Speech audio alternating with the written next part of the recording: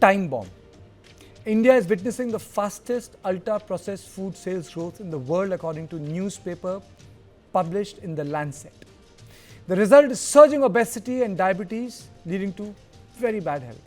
The paper by 43 global authors showed that the retail sales of UPF in India, which is ultra-processed food, surged from 0.9 billion in 2006 to 38 billion in 2019, a 40-fold rise. Ultra-processed foods are food products, mostly high in fat, sugar or salt.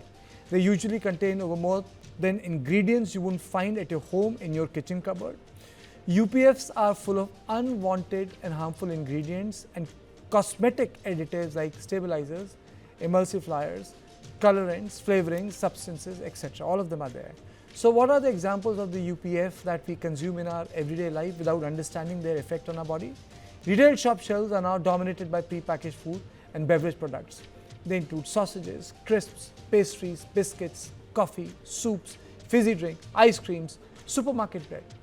The Lancet study says UPFs are strongly linked to an increased risk of obesity, type 2 diabetes, cardiovascular diseases, depression, premature death, amongst others.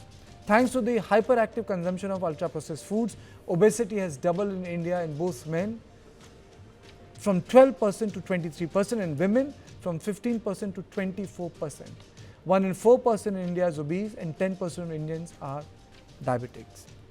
On this issue, I am joined by Dr. Sunila Garg, Professor Emeritus, National Medical Sciences Academy, Government of India, Member Lancet Commission, Advisor ICMR, and Dr. Swati Maheshwari, Director Fortis Hospital, Manesar.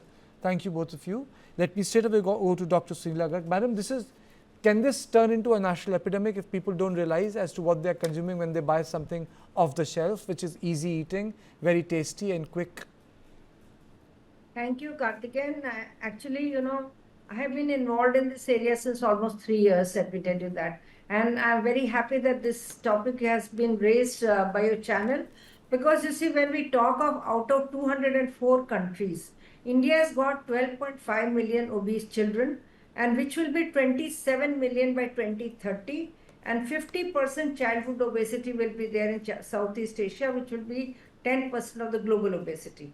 And then, when we talk of that, so and we do have, India is a diabetic capital of the world. We do have 828 million people, in the world with diabetes, out of which 212 are in, people are obese. And then 135 million, when we talk of, 359 million rather people have got abdominal obesity. And we had recently a study which was conducted in Delhi University, where we found that 25%, 1/4 of our young adults were obese. They had high waist circumference and all that. So what we realized over a period of time was that what are the important causes? One is, the sedentary lifestyle, which is responsible for this, and which particularly aggravated during COVID times, and which is leading to all these, as I said, more abdominal girth, center obesity and all that. But most important reason, which you rightly mentioned, the important culprits are our ultra-processed foods, which are available over the counter,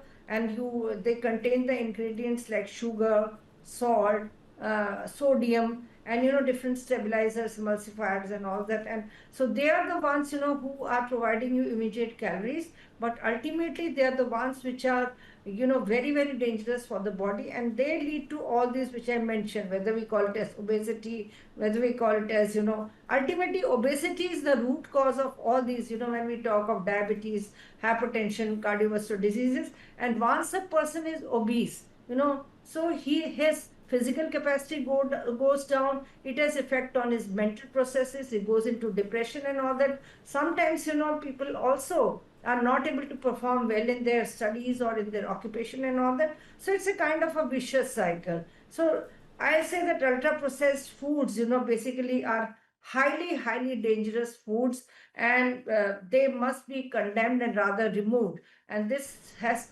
already been taken a dialogue with FSSAI also. So I feel that, there is already nutrition policies there, and we need to take a, kind of look at this direction very, very seriously.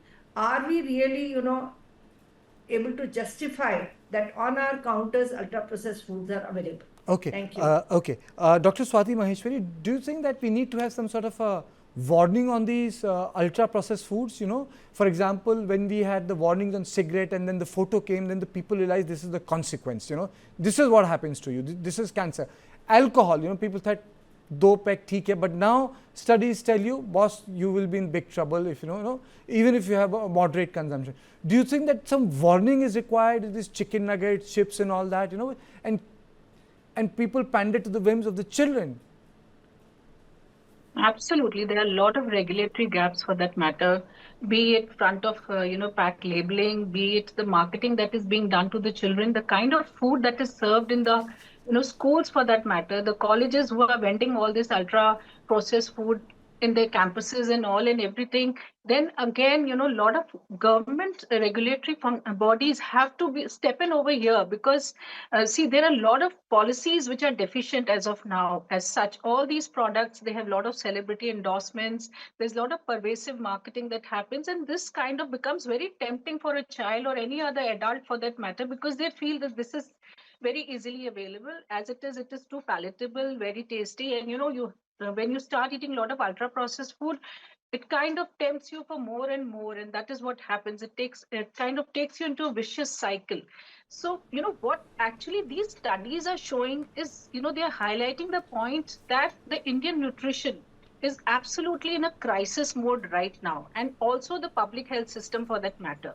And it is very concerning right now that all these things are so easily available that 1 in 4 is obese in India. 1 in 3 have abdominal obesity. 1 in 10 are suffering from diabetes.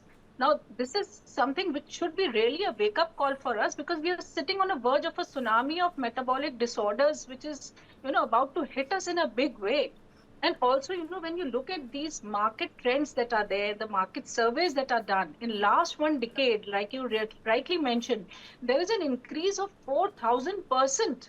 Now, this is something which is very, very huge, and it shows that how our gut microbiome is getting affected, the metabolic and the signal pathways are getting affected by all these different kind of stuffs and chemicals actually that we are consuming. And more than that, our the progenies, the kind of productivity and everything is going to get affected from here. So this is something which is very, very concerning. A lot of I think right now brainstorming is required, and especially the government has to be very strict on what kind of stuff is being put on our shelves. Because people have to understand the food which says that the half life is too long or it was going to stay better, or it has a half life of say 1 year or 2 years, it is going to sit on the shelf. It means that this food is more dangerous for you rather than going and picking these kind of stuffs which say okay, 6 months this is very good, or 8 months it's going to last. Don't pick up such stuffs from the shelf because they are more dangerous, because they have more of these stabilizers in them, they have more of additives in them, and these are purely chemicals that are going into your system. They are affecting your health.